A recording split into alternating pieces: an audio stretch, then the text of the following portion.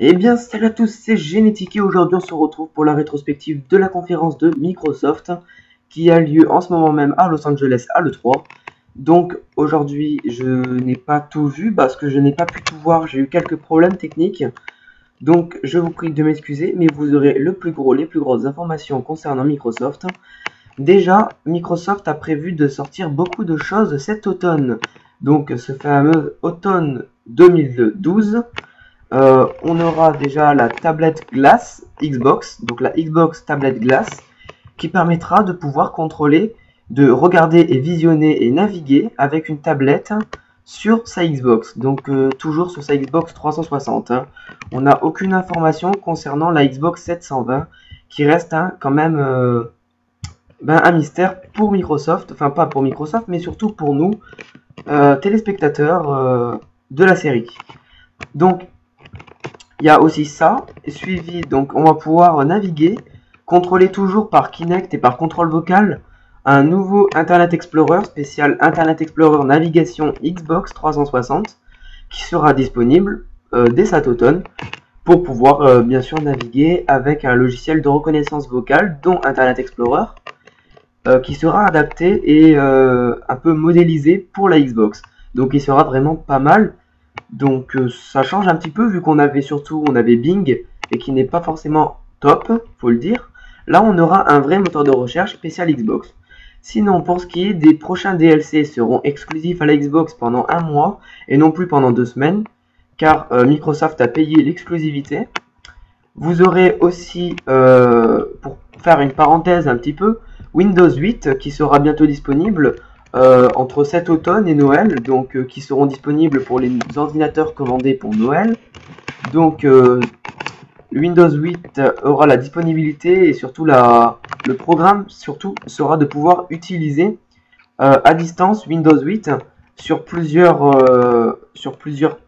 types de de plateformes et vous pourrez ainsi utiliser par exemple Windows 8 sur votre ordinateur et contrôler la Xbox ou encore d'autres processeurs, enfin d'autres plateformes qui seront à disposition ou que vous avez déjà sur vous, donc smartphone, téléphone, tablette, plein de choses comme ça, console, qui seront disponibles, qui ne sera pas une exclusivité Xbox. On a aussi Halo 4, donc le fameux jeu, le fameux très gros jeu qui a été annoncé. Donc moi qui suis fan de la série Halo et qui la connais depuis que Halo 2 est sorti, donc Halo 2, Halo 3, Halo Anniversary, il y a eu les autres aussi, ODST, voilà tous les autres. C'est vrai que je suis un fan de Halo et que ça se voit pas, mais bon, je suis un fan. Et là pour Halo 4, moi qui suis vraiment un fan, et ben ça m'a vraiment motivé à continuer à être un fan de Halo, car il a l'air vraiment mieux que les autres. J'ai l'impression qu'ils font mieux à chaque fois. Et c'est vrai, hein, tout au long de ce trailer, on a pu voir de l'action. C'est vrai, on a vu un petit peu des anciens personnages, suivi de très nouvelles actions un peu délirantes et beaucoup d'actions. Et moi, j'avoue, ça m'a fait vraiment plaisir.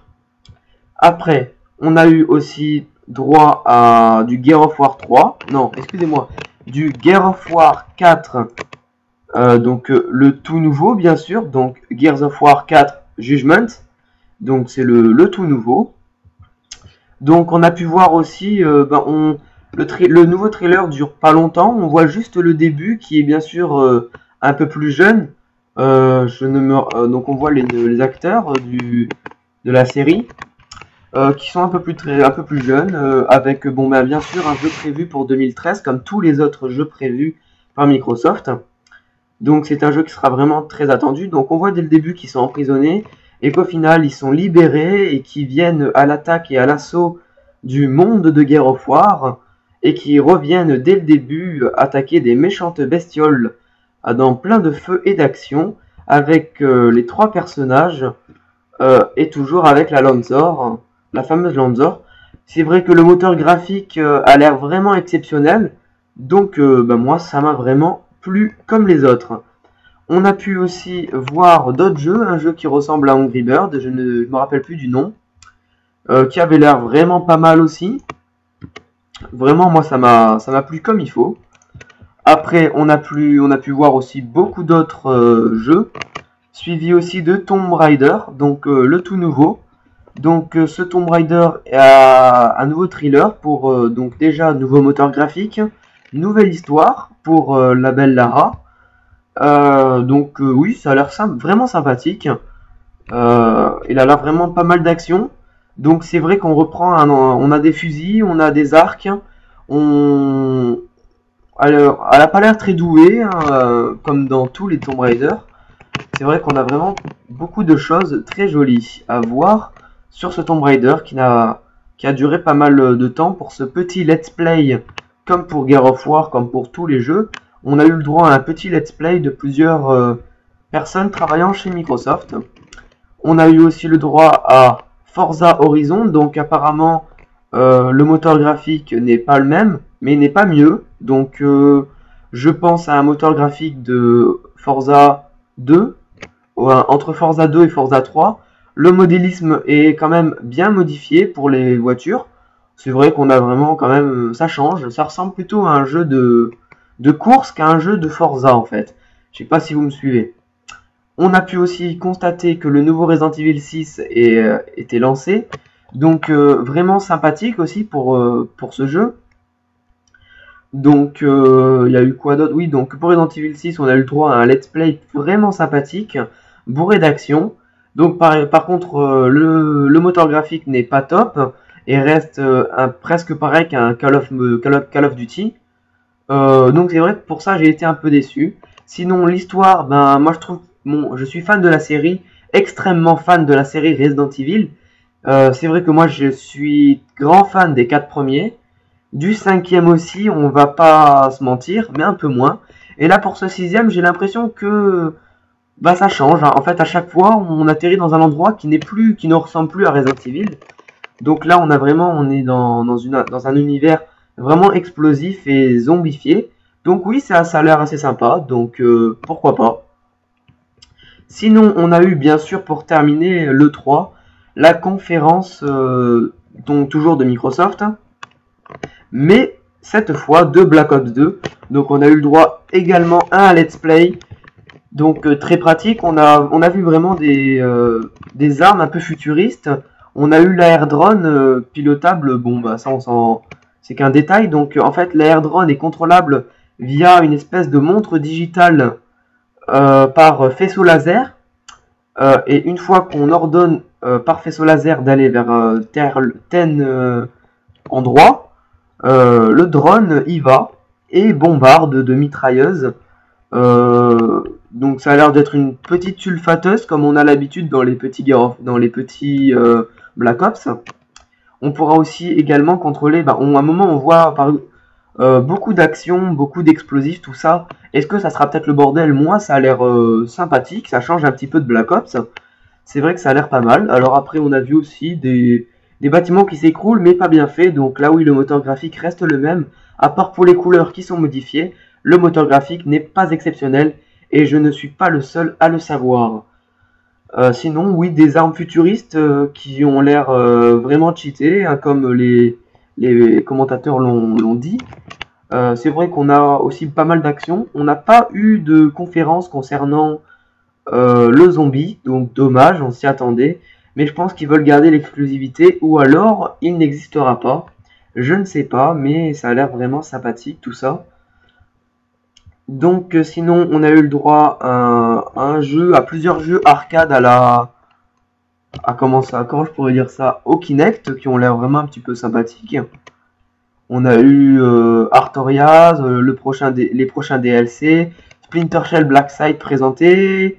On a eu le droit aussi à... Ah oui, donc pour ceux qui veulent savoir pour Forza, il devrait sortir le 23 octobre. Donc ça a l'air assez sympathique, bien aussi.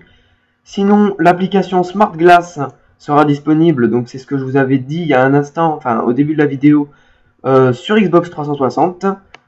Donc c'est connecté à une tablette, à un multimédia, donc Windows iOS, Android, Windows, les phones, un service d'interface, donc très modélisé, pas mal. Donc voilà, donc écoutez, Moi, je serai aussi en direct et en représentation à l'E3 lors de Electronic Arts. Donc j'essaierai de mieux m'y prendre cette fois.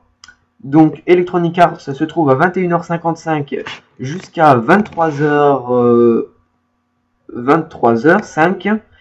Et je serai aussi là de 23h55 à minuit, non 1h05 pour Ubisoft.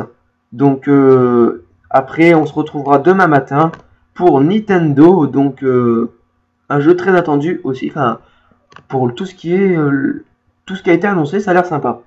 Donc écoutez, moi je vous laisse, n'oubliez pas d'aimer cette vidéo pour continuer à me soutenir lors de mes vidéos. J'espère que vous allez continuer à regarder mes vidéos. Donc si vous voulez voir en direct live commenté en français via Los Angeles, je vous mettrai un lien en stream de jeuxvideo.com. Sinon, si jamais vous avez loupé des choses, vous pouvez toujours revenir me voir sur ma chaîne. Donc là, ça sera uploadé sur la Club Gaming, sur la Génétique, sur la Nemesis, sur d'autres chaînes aussi pour l'exclusivité de l'E3. Voilà, donc j'aurais bien voulu avoir aussi Sleeping Dogs, mais il n'a pas été dévoilé, même si ce n'est pas un jeu de Microsoft. J'aurais aimé aussi j'aurais voulu que Square Enix soit là, mais non plus, ils ne sont pas là. Bien sûr, GTA 5 ne sera pas dévoilé. Donc, moi je vous dis bye tout le monde, à la prochaine. N'oubliez pas de vous abonner et de mettre un pouce vert. Allez, bye tout le monde!